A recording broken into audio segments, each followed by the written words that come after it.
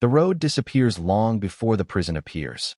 Miles of empty desert stretch in every direction, broken only by heat waves rising off the asphalt and the wind scraping across sagebrush and rock. There are no nearby towns, no gas stations, no neighborhoods, only isolation. This is not accidental. This prison was placed here on purpose, far from witnesses, far from help, far from escape. Long before an inmate ever sees the walls, the system has already decided something crucial about them. This is where movement ends.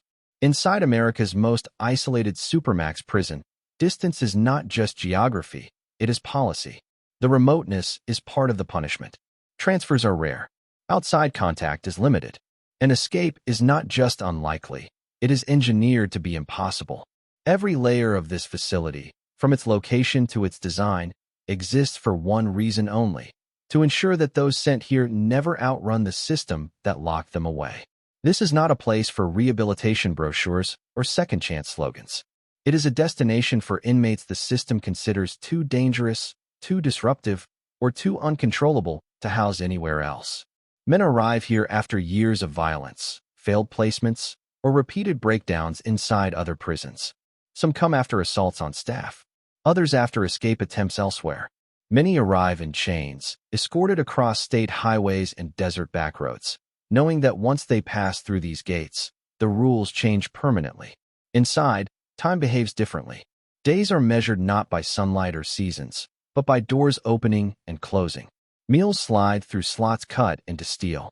Recreation happens alone, inside cages or concrete yards surrounded by razor wire and watchtowers. Conversations are rare. Silence is common. And movement, something most people take for granted, is reduced to a privilege that can be removed without warning. Every detail is controlled. Cells are built to minimize blind spots. Corridors are designed to funnel bodies in predictable directions. Doors are reinforced, monitored, logged, and backed up by secondary systems. Even the architecture communicates a message. You are contained, observed, and expected to remain so. There are no accidental corners here. No unused spaces. No forgotten doors. For inmates, the psychological weight of this environment is immediate. Many describe the same moment during intake. The realization that this prison is not temporary. This is not a stop along the way. This is the end of a line. Appeals may continue. Sentences may stretch on. But the physical location does not change. And that knowledge settles in slowly. It settles during the first night, when the cell door locks with a sound that echoes longer than expected. It settles during the first meal eaten alone. It settles when days begin to blur together, and the outside world feels farther away than it ever did before. From the outside, Supermax prisons are often discussed in abstract terms: security levels, policies, classifications. But from the inside, they are experienced as systems of total control, where autonomy disappears piece by piece. What time you wake up, when you shower, how long you stand outside your cell, even how loudly you speak, all of it is regulated. And yet, despite the layers of concrete and steel, the greatest barrier to escape is not physical at all. It is procedural. Every movement requires authorization. Every door requires confirmation. Every step creates a digital and human record. Cameras overlap. Officers cross-check. Counts are repeated. Mistakes are designed out of the system long before they can happen. Even if an inmate somehow breached a door, there is nowhere to go. Miles of open desert offer no cover, no transportation, no population to blend into. Escape, here, is not a gamble. It is a calculation the system has already solved. This prison exists as a warning as much as a facility.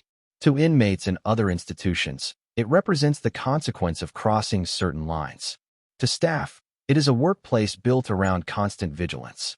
And to the public, it is largely invisible, rarely visited, rarely discussed, and often misunderstood.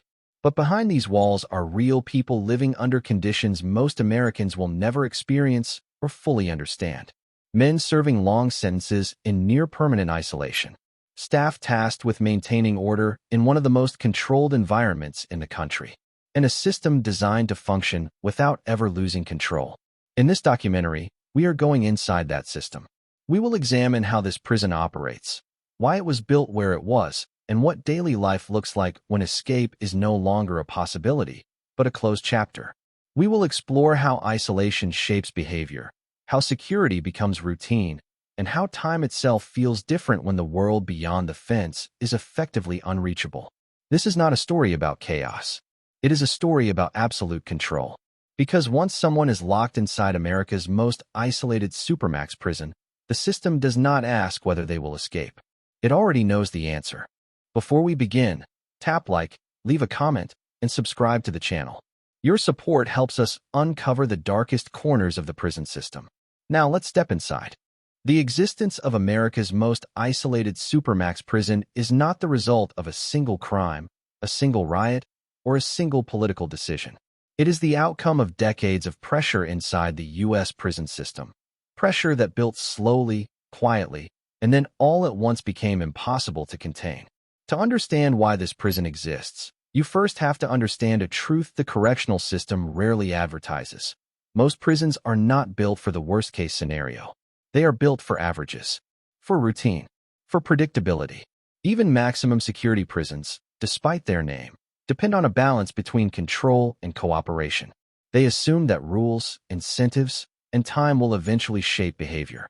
But for a small percentage of inmates, those assumptions fail completely. By the late 20th century, prison administrators across the United States were facing a growing and dangerous problem. Certain inmates were not simply violent. They were disruptive at a systemic level. They attacked officers repeatedly, organized assaults, manipulated housing units, used influence to control entire cell blocks. Even when isolated within maximum security facilities, their presence destabilized everything around them. Traditional solutions stopped working. Segregation units filled up. Transfers only moved the problem from one prison to another. Long sentences removed fear of punishment as a deterrent. Some inmates learned how to exploit prison routines, staff shortages, and administrative gaps. Others acted out simply because chaos itself gave them leverage.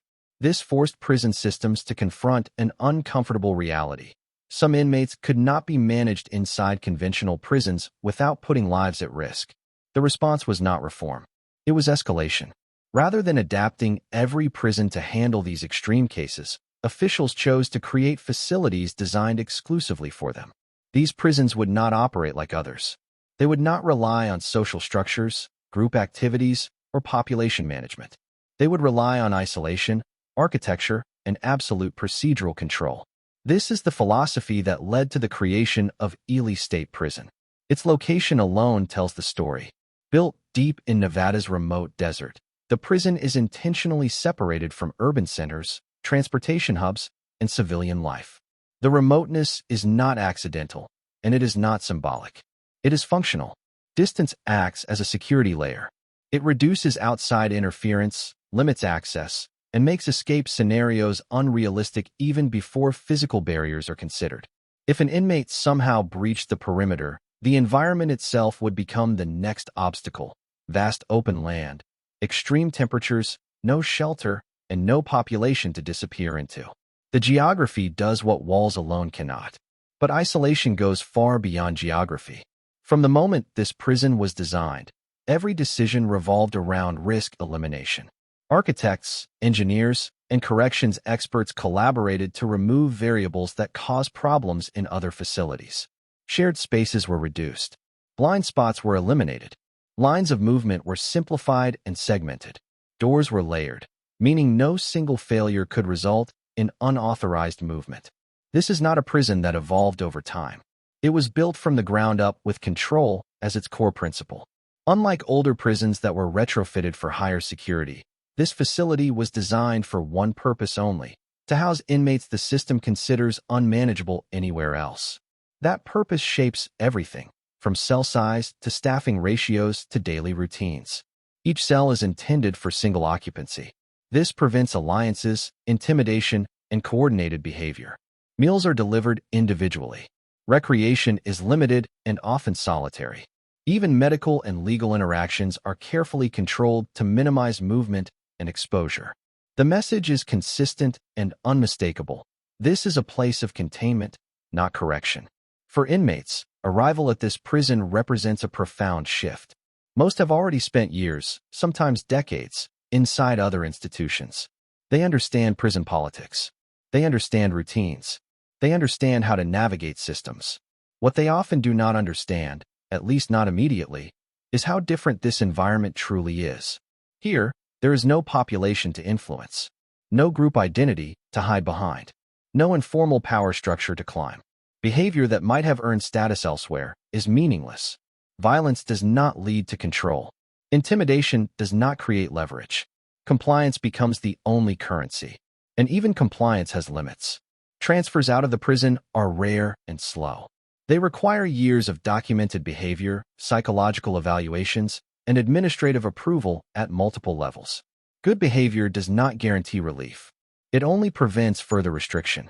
This creates a unique psychological environment, one where progress feels abstract and the future feels undefined.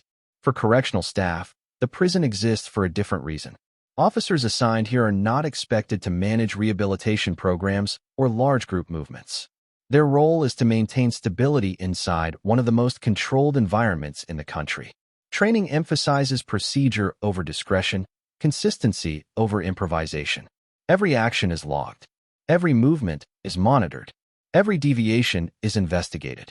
This reduces violence, but it also increases emotional distance. Interactions between staff and inmates are brief, professional, and intentionally limited. Familiarity is discouraged. Emotional engagement is avoided. The system is designed so that authority does not depend on personal relationships, but on structure.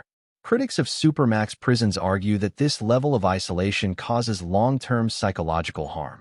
They point to studies linking prolonged isolation to anxiety, depression, cognitive decline, and emotional instability. They argue that a system built entirely around control sacrifices humanity in the process. Supporters argue the opposite, that without facilities like this, violence would spread through the prison system, endangering staff and inmates alike. They describe Supermax prisons as pressure valves, places that absorb the most volatile individuals so the rest of the system can function. What makes this prison particularly significant is not just how it operates, but who it is designed for. This is not where inmates start their sentences. It is where they end up after the system decides there are no other options left. Transfers here are not routine.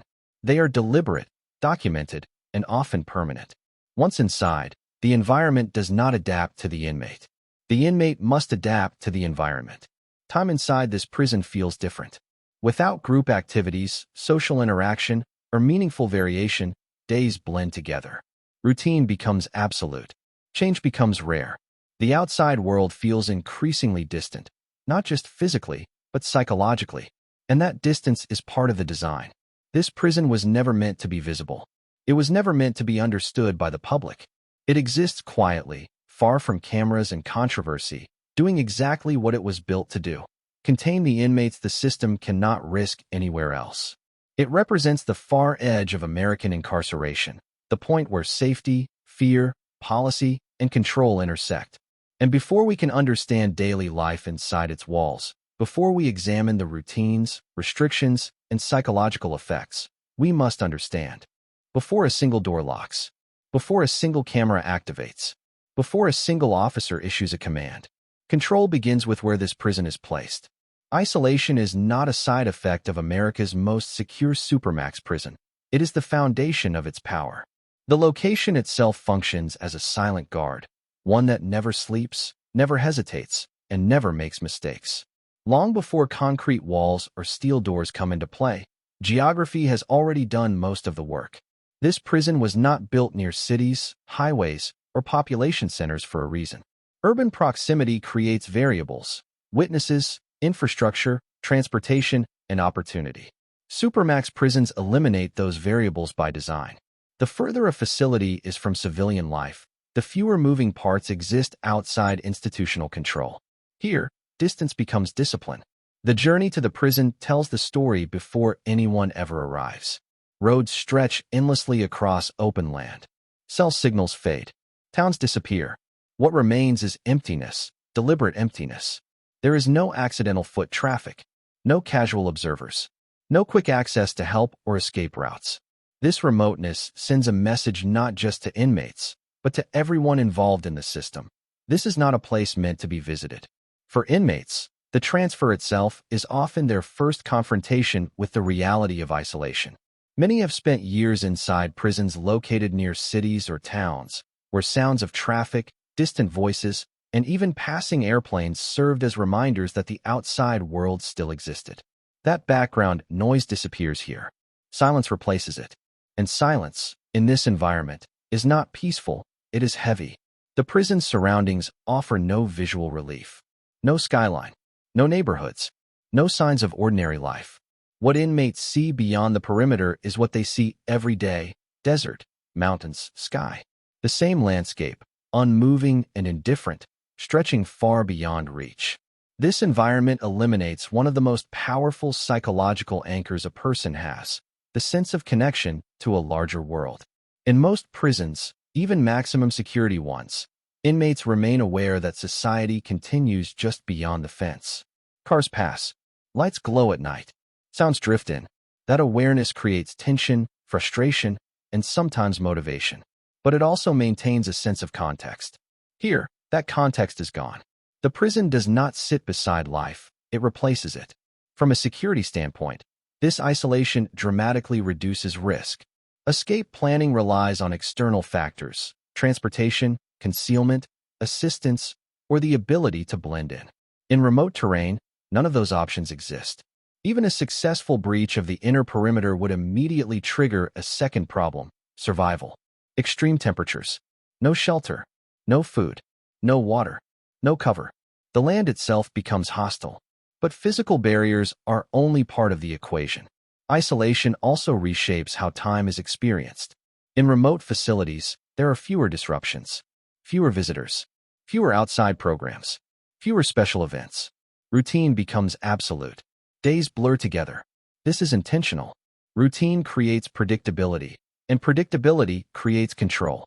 When every day looks the same, deviations stand out immediately. Any change in behavior, movement, or pattern becomes noticeable. This makes monitoring easier and reduces the possibility of unnoticed preparation. Inside the prison, isolation continues at a more granular level. Housing units are separated. Inmates are confined to single cells. Movement is staggered so individuals rarely encounter each other. Recreation occurs alone or in extremely small, controlled settings. Even medical or legal appointments are scheduled to avoid overlap. This layered isolation serves two purposes.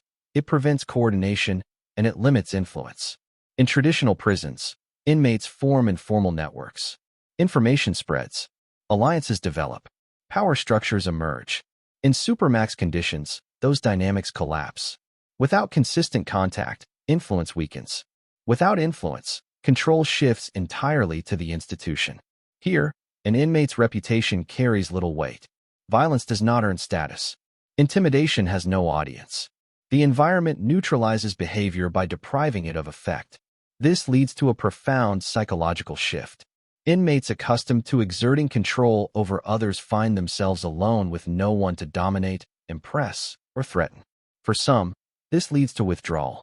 For others, frustration builds. Either way, the prison does not respond emotionally. It responds procedurally.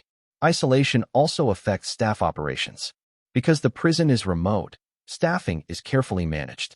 Officers assigned here are trained for long shifts in a controlled environment with minimal external interaction. There are no casual walk-ins, no unexpected visitors. Everything that enters or exits the facility is planned, logged, and verified. The prison becomes a closed system. That closed system reduces unpredictability, but it also creates a psychological strain for staff. Working in an environment cut off from ordinary life requires mental discipline. Officers must maintain professionalism in a place where tension exists without visible conflict, and where the consequences of mistakes are severe. This is why procedures matter so much. Every escort follows the same steps. Every count follows the same pattern. Every response follows the same protocol. Consistency is the backbone of safety. It removes ambiguity and prevents hesitation. The physical design reinforces this mindset. Long corridors funnel movement into predictable paths. Doors never open simultaneously unless authorized. Cameras overlap coverage zones. Control rooms monitor activity continuously. There are no forgotten corners. No unused spaces. No areas that belong to inmates rather than the institution. Everything belongs to the system. From the outside, this level of control can appear excessive, but inside a facility built to contain inmates considered too dangerous for any other placement, excess becomes precaution. Isolation also alters how inmates perceive authority. In other prisons, authority is sometimes negotiated informally, through favors, timing, or familiarity. Here, authority is absolute and impersonal. Officers do not negotiate. They enforce. Decisions come from policy, not preference. This removes opportunities for manipulation. It also removes any illusion of flexibility. For inmates, this rigidity can feel suffocating. Small actions, speaking too loudly, delaying compliance, refusing instructions, carry immediate consequences. Over time, many inmates learn that resistance does not change outcomes. It only extends restriction. The prison does not escalate emotionally. It escalates systematically. Isolation ensures that escalation remains contained. One of the most overlooked aspects of isolation is how it reshapes identity. In social environments, identity is reinforced through interaction, how others respond, react, or recognize someone. In isolation, that feedback disappears. Inmates are left with only their internal narrative.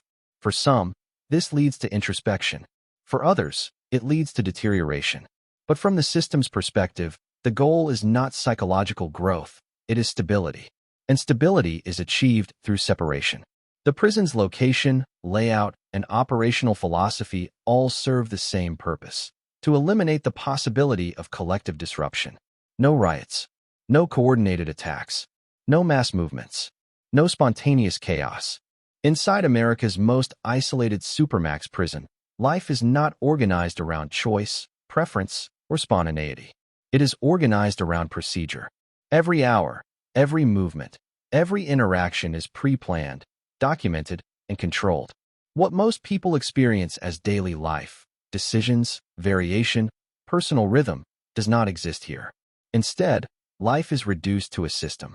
For inmates, this shift is immediate and absolute. Upon arrival, they are introduced not to a community, but to a schedule that will govern their existence.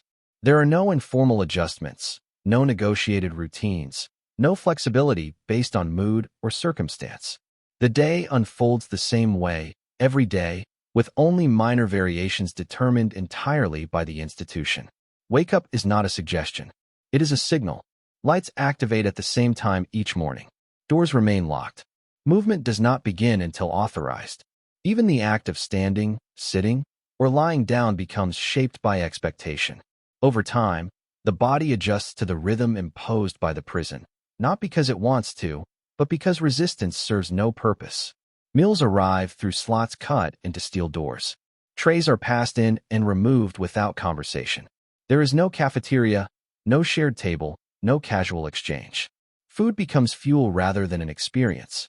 The timing matters more than the taste. This is intentional. Shared meals create opportunity, communication, coordination, conflict. In Supermax conditions, opportunity is treated as risk. Eliminating communal spaces simplifies control and removes variables that staff would otherwise have to manage.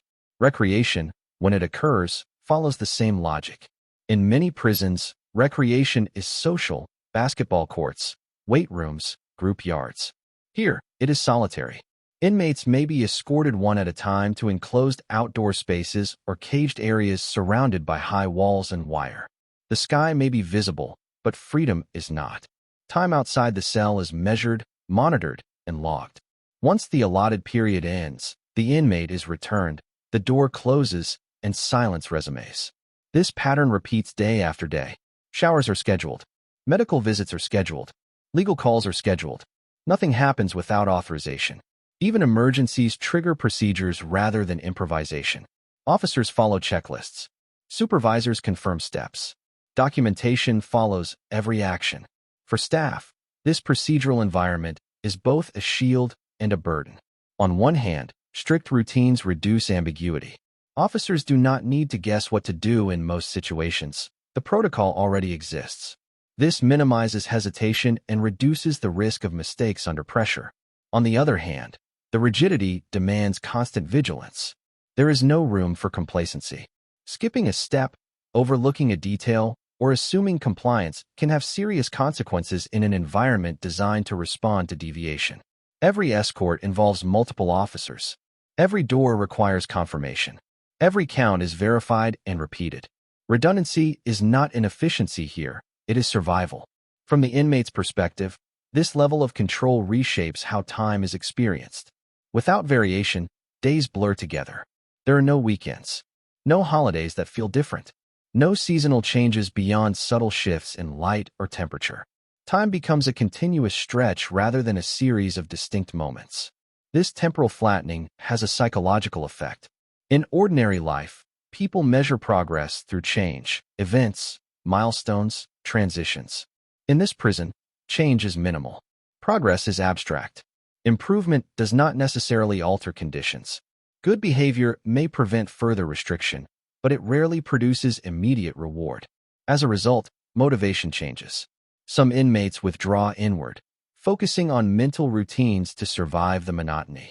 Others become hyper-focused on small details, the timing of meals, the sound of doors, the pattern of footsteps in the corridor. When the world shrinks, attention narrows. The prison environment reinforces this narrowing intentionally. Communication between inmates is restricted. Yelling down corridors, passing notes, or attempting contact is treated as a violation. Even incidental interaction, glimpses during movement, is minimized through scheduling and design. This prevents coordination, but it also reduces social feedback. In the absence of social interaction, behavior becomes more predictable but also more fragile. Minor frustrations can feel amplified. Small disruptions take on outsized significance. The system counters this by responding uniformly, regardless of emotional context. Emotion does not change procedure. If an inmate refuses an order, the response follows policy. If an inmate becomes agitated, the response follows policy. If an inmate complies, the system continues unchanged. This creates a stark contrast between human experience and institutional logic. Where a person might expect negotiation, empathy, or explanation, the prison offers consistency instead. This consistency is not kind, but it is stable. Over time, inmates learn that emotional expression has limited impact. Anger does not accelerate outcomes. Despair does not soften rules.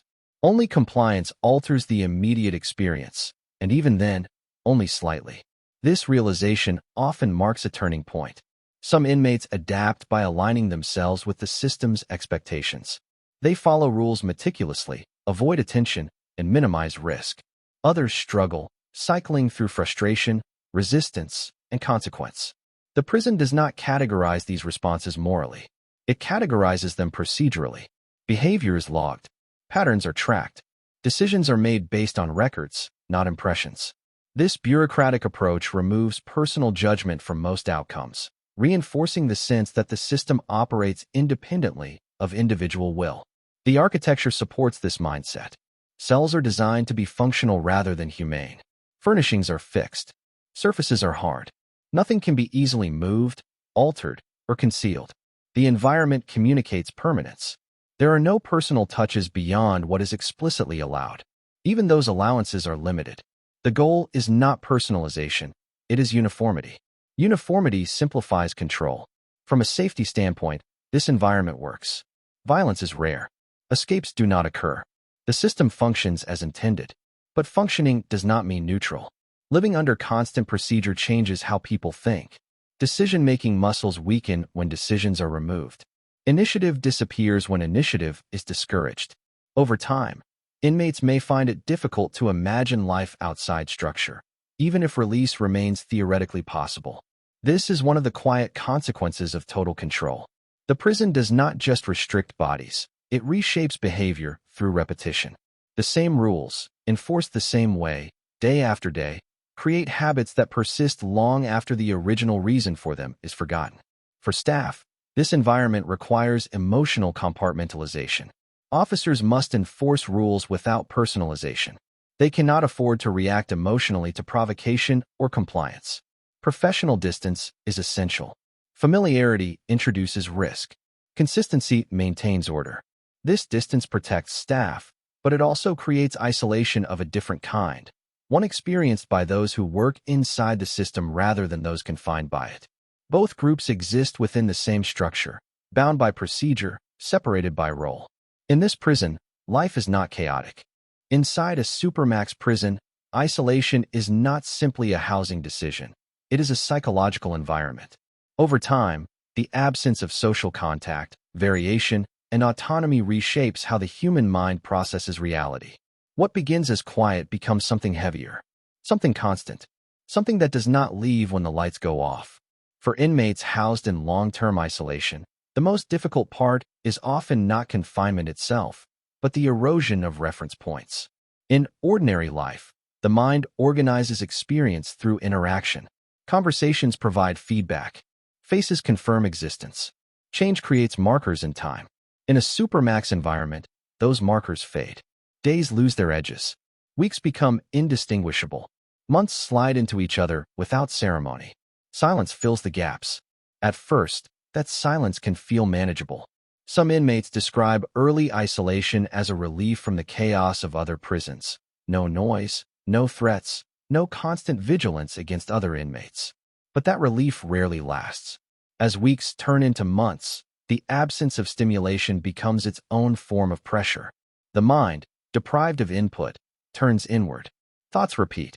Memories loop. Small concerns grow larger in the absence of distraction. Without regular conversation, internal dialogue becomes louder and harder to interrupt. This is not unique to prison. It is a known effect of prolonged isolation, but inside a Supermax, there are no natural breaks from it. Even the smallest sensory details become magnified. The sound of a door closing echoes longer than expected. Footsteps in the corridor feel intrusive. A voice over the intercom can feel startling. In an environment where nothing changes, anything that does change feels significant. This heightened sensitivity is not weakness, it is adaptation. The brain is built to seek patterns and meaning. When external input is reduced, it amplifies whatever remains. Over time, this amplification can distort perception. Emotions feel stronger. Frustration escalates faster. Calm becomes harder to maintain. The prison system recognizes these risks, but its response is not therapeutic, it is structural. Rather than increasing social contact, the system relies on predictability. Routine is used to anchor the mind. Meals arrive at the same time. Lights follow the same schedule. Movements occur in the same order. The idea is not to stimulate, but to stabilize. For some inmates, this works, at least partially. They create internal routines, exercise cycles, reading schedules, mental repetition. They count steps. They memorize passages. They invent structure where none exists. These coping mechanisms become essential for psychological survival. Others struggle. Without meaningful interaction, frustration can turn inward or outward. Some inmates withdraw completely, speaking rarely or not at all. Others become verbally aggressive, not because they expect change, but because expression itself becomes a release. The system responds uniformly to both. Behavior is documented. Patterns are noted. Responses follow policy. Emotional context does not alter outcomes. This can feel dehumanizing, but from the institution's perspective, neutrality is safer than empathy. Personal engagement creates risk. Emotional involvement creates unpredictability. Distance maintains control. Over time, isolation also affects how inmates perceive themselves. In social environments, identity is reinforced by recognition, how others see and respond to you. In isolation, that mirror disappears. Inmates may begin to feel less defined, less grounded, less certain of who they are outside their thoughts. This is one of the quietest effects of long-term isolation, the weakening of self-concept. Without regular interaction, the boundaries between thought and reality can blur, not in dramatic ways, but subtle ones. Memories feel closer than they are. Hypothetical scenarios feel more vivid. Time loses structure. The prison does not intervene unless behavior crosses defined thresholds. Emotional distress alone is not enough to trigger change. The system is designed to manage risk, not discomfort. Mental health services exist, but they operate within the same constraints as everything else. Sessions are limited. Movement is controlled. Interaction is brief. Treatment occurs within security parameters. This creates tension between care and control. Mental health professionals must work within an environment that prioritizes safety over flexibility. Their role is not to eliminate isolation, but to mitigate its most severe effects. Success is measured not by well-being, but by stability. For staff, the psychological environment presents a different challenge. Officers spend long hours enforcing rules in a setting where tension exists without visible conflict. There are no large disturbances, no crowds, no obvious chaos. Instead, there is constant low-level vigilance. Every interaction carries weight. An inmate's tone of voice, a delayed response, a refusal to comply immediately. These small signals must be assessed carefully because escalation in a Supermax environment can happen quickly if ignored. This requires emotional discipline. Officers must remain calm, consistent, and detached. They cannot take behavior personally. They cannot react impulsively. Over time, this professional detachment can spill into personal life, creating its own form of isolation. Both inmates and staff exist within the same psychological architecture, shaped by the same routines, constrained by the same walls, separated by role, but bound by environment. The prison's approach to isolation is deliberate. It is not accidental or incidental. It is based on the belief that control prevents greater harm. That without this level of separation, violence would spread, lives would be lost, and the system would fail.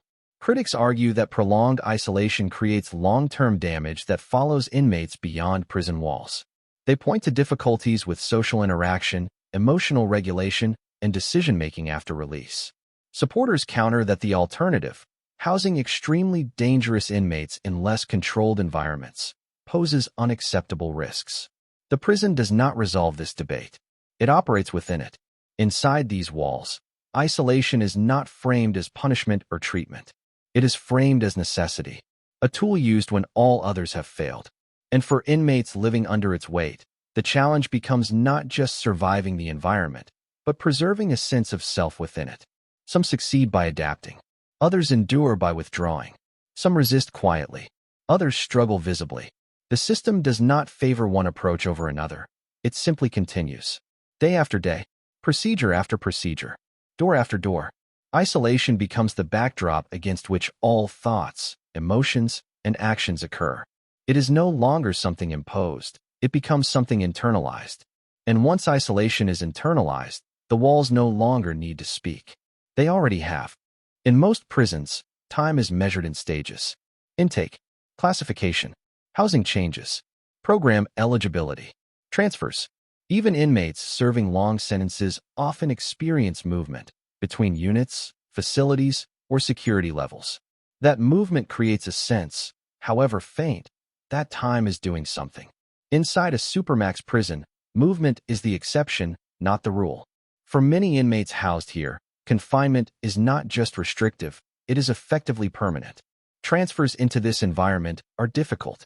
Transfers out are even harder. The system does not view this prison as a temporary solution. It views it as a destination reserved for cases where all other options have failed. Once that designation is applied, it is rarely reversed. This is where the concept of time inside a Supermax changes fundamentally. Inmates are no longer counting down toward a transition. They are counting years inside a fixed reality. Appeals may still exist on paper. Sentences may technically allow for parole or review. But the physical environment remains unchanged. The cell stays the same. The routine stays the same. The restrictions stay the same. This permanence reshapes how inmates think about the future. In other prisons, hope often takes the form of milestones, a lower security classification, a transfer closer to family, access to programs, or even a different housing unit. Those milestones provide psychological relief. They break time into segments. They create anticipation. Here, those markers are absent. Transfers out of a Supermax prison require sustained, documented compliance over long periods, often years. Even then, approval depends on administrative review, risk assessments, and system-wide considerations that inmates cannot influence directly. Good behavior does not guarantee movement. It only prevents further restriction. This creates a psychological paradox. Inmates are expected to demonstrate change, but that change may not produce visible results. The incentive structure is intentionally minimal. Compliance is required simply to maintain baseline conditions. For some inmates, this leads to resignation. They stop expecting change. They focus on surviving the present rather than imagining the future. Time becomes something to endure rather than use. Days are no longer steps toward anything. They are repetitions. Others react differently. They cling to the idea of eventual movement, even when evidence suggests it is unlikely. They track every evaluation, memorize policy language, build internal narratives around potential review outcomes. This focus can sustain motivation, but it can also deepen frustration when progress does not materialize. The system does not encourage either approach. It does not promise movement. It does not deny it outright. It simply operates. This ambiguity is itself a form of control. By keeping outcomes uncertain, the prison avoids creating expectations it may not meet. Inmates cannot time their behavior to achieve specific rewards because those rewards are undefined. This prevents strategic compliance aimed solely at transfer rather than long-term stability. From an administrative standpoint, this reduces manipulation. From a human standpoint, it increases psychological strain. Long-term confinement in a fixed environment affects not just mood, but cognition. Decision-making becomes narrower. Long-term planning feels abstract. Motivation fluctuates without clear feedback. Over time, some inmates report difficulty imagining life outside the prison, even if release remains theoretically possible. This is not because they no longer want freedom. It is because the concept of freedom becomes harder to visualize. The prison environment reinforces this effect through consistency. Nothing changes unless policy requires it. There are no spontaneous opportunities, no unexpected privileges, no informal adjustments. Stability is achieved by keeping conditions constant. For staff, permanence simplifies certain aspects of management. Inmates who are not transferring do not require repeated intake processing. Housing assignments remain fixed. Routines become predictable. Familiarity with individual behavior patterns increases. This allows officers to recognize deviations quickly and respond before issues escalate. However, permanence also carries risk. Inmates with nothing to gain and nothing to lose can become unpredictable if frustration builds unchecked. The system counters this by limiting opportunities for escalation and responding quickly to noncompliance. Every aspect of daily life is designed to prevent situations where desperation could turn into action. This includes limiting access to materials, restricting communication, and controlling movement tightly. Even privileges that exist, such as limited recreation or personal property, are framed as conditional and revocable. The message remains consistent. Nothing here is guaranteed except structure. Over time, the absence of movement alters how inmates relate to authority. In environments where transfer is possible, inmates may view staff as gatekeepers to better conditions. Here, staff are enforcers of a stable system rather than brokers of opportunity. This changes interaction dynamics. Inmates may become quieter, less expressive, less engaged. Or they may test boundaries intermittently, not to achieve change, but to assert a sense of agency in a system that offers little. The prison responds the same way each time. Procedure does not adapt to emotion. Policy does not respond to frustration. Control remains intact. This is where Supermax confinement diverges most sharply from public perception.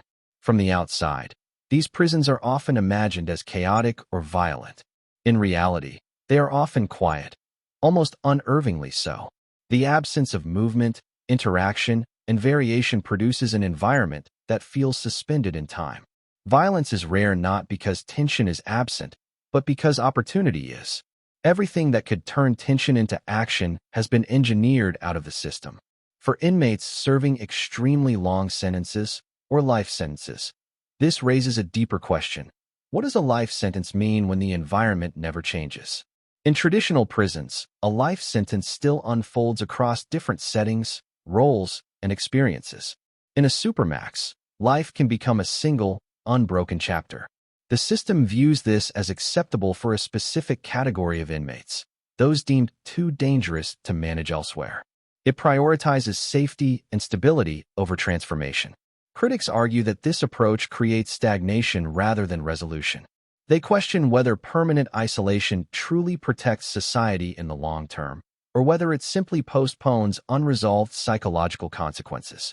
Supporters counter that Supermax prisons are not meant to solve underlying issues. They are meant to contain them. And containment, by definition, does not require change. This tension lies at the heart of long-term Supermax confinement. The prison does not promise redemption. It does not promise release. It promises control. For inmates inside, the challenge becomes adapting to a life where progress is invisible and movement is unlikely. Survival depends on internal discipline rather than external reward. Some manage this by embracing routine fully, treating procedure as structure rather than restriction. Others struggle, cycling through frustration and compliance. The system does not judge which response is better.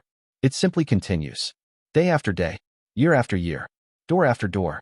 At the end of every prison story, there is usually a moment of resolution, a transfer, a release, a turning point, something that signals movement, forward or backward, but movement nonetheless. Inside America's most isolated Supermax prison, that moment rarely comes. What we have seen throughout this documentary is not chaos, but control perfected, not violence, but prevention engineered so deeply into the system that violence becomes difficult to express. Not fear in its loudest form, but fear translated into architecture, procedure, distance, and time. This prison does not rely on intimidation. It relies on inevitability. From the moment an inmate is transferred here, the message is clear and unchanging. This is where movement ends. Geography seals the perimeter before walls ever matter. Isolation dismantles influence before it can form. Routine replaces choice. Procedure replaces negotiation. And time, unbroken, repetitive, and slow, becomes the dominant force shaping daily life. Escape, in this environment, is not a fantasy crushed by failure. It is a concept rendered irrelevant by design. The system does not ask whether someone might escape. It asks how to ensure they never meaningfully try. And the answer is not just concrete and steel. It is predictability, isolation, and permanence. For the inmates who live here, survival becomes internal. There are no milestones to count on.